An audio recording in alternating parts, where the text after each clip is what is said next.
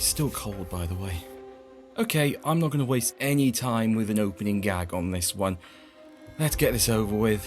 There's a reason I was reluctant to talk about our subject yesterday. The target of interest today is the Fixer, aka Xander Haverfock. Oh look, I did the obvious joke in the title card. He is the 9th elusive target to be released for Hitman no subtitle, and is an attaché to the Swedish consulate, and is in Marrakesh to pick up some diamonds from a courier to then give to Strandberg.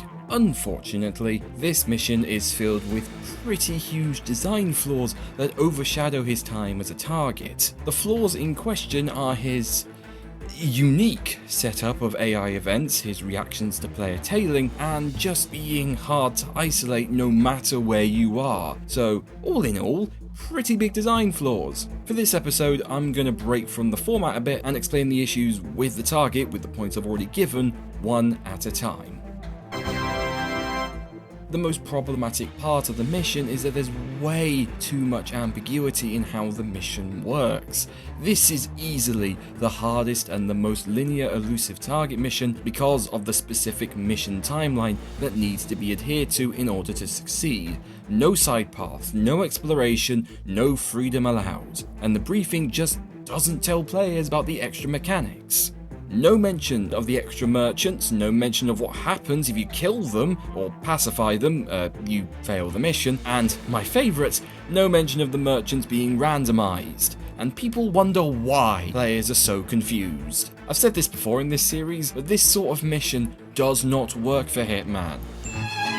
Xander, on his way to the merchants, will constantly try and double back if you're too aggressive when you follow him, which isn't actually bad, but due to the semi-unpredictable nature of Marrakesh's crowd AI, it's hard to keep your distance, and keeping an eye on Xander, and navigating the crowds. Very tedious in practice.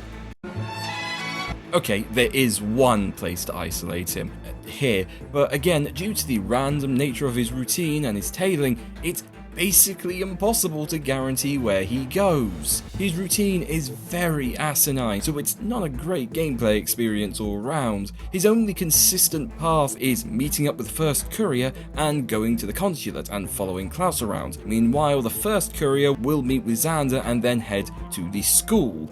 That's it. Neither of these are ideal situations either, as there are suits and NPCs everywhere in both locations. So getting the diamonds, which is the secondary objective, is just not fun. So yeah, now you know. It won't surprise anybody that the Fixer is the target with the lowest completion rate. 23% of players who tried it in 2016 completed it. Really, that says it all, doesn't it? When he reran for Hitman 2 for the third time, IOI's blog had a blurb that had to inform players of these gimmicks, something no other target has had since, not on the same level of detail and intricacy anyway. And even IOI Travis, when asked about the Fixer rerunning in Hitman 3, they basically said that players simply do not like playing against him, and they're very hesitant to put him in the elusive target rotation, let alone in elusive target arcade, something that is actively trying to preserve these targets in some manner. So yeah, I don't think they're gonna do it. I'd be surprised though. Xander can go in the light green, not great, but still redeemable tier. There is good gameplay here, but the mechanics of this map are extraneous and do not add to the challenge as much as IOI seems to think it does.